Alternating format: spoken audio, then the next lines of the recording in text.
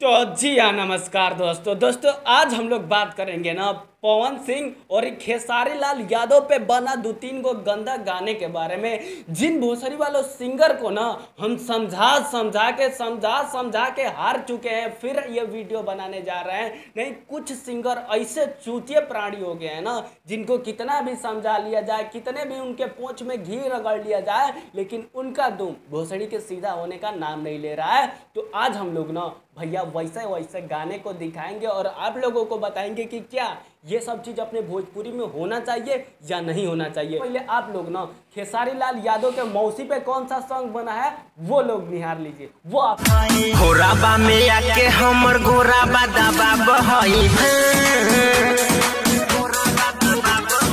घोराबा में आके हमर घोराबा दबा बहई, खेसरिया के मौसी सपनाबा में आबहई।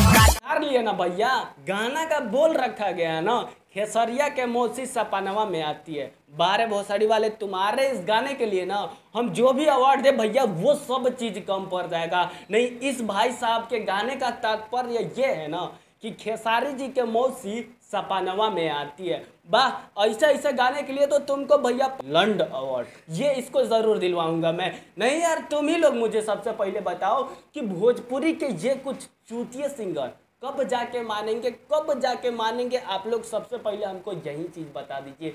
समझा के साला यहाँ पे चूतड़ घिस चुका, लेकिन ये लोग भैया समझने का नाम नहीं ले रहे हैं। गाना का गाय है खेसारी के मौसी सपनवा में आती है, हमारा लारवा नहीं आती है भोसड़ी वाले सिंगर जी। हंसी मुस्का के करे जाकू का बह पवनवा के बेटी सपनवा में आबह के बहिन सपनवा में आती है।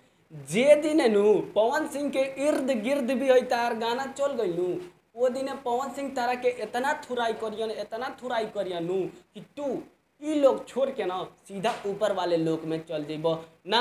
भैया जी के कहना बा ना कि पवनवा के बहिन सपनवा में आती है। भोसड़ी वाले जे दिन पवन सिंह के मालूम चल गई नु, वो दिन साले तार मार के अच्छा ना फाड़ दलन, तो काल से हमरो नाम बदल दिया ना भाई। ऐसा सिंगर के बदौलत थी ना आज अपन भोजपुरी के ई हाल भइल बा।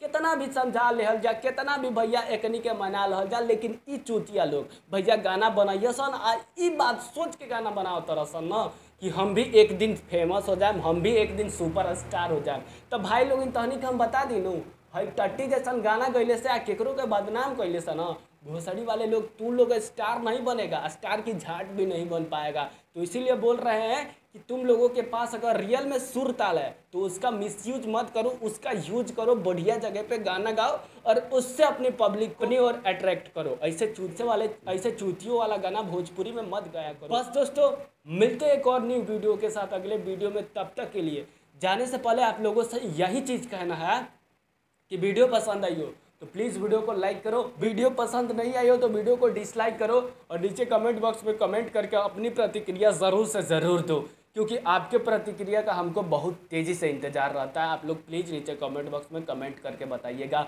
और ये चीज़ भी बताइएगा कि जो गाना निकला है पवनवा के बहिन सपनवा में आती है, खेसरिया के मौसी सपनवा में आती है, क्या ये सब चीज़ अपने भोजपुरी में होना चाहिए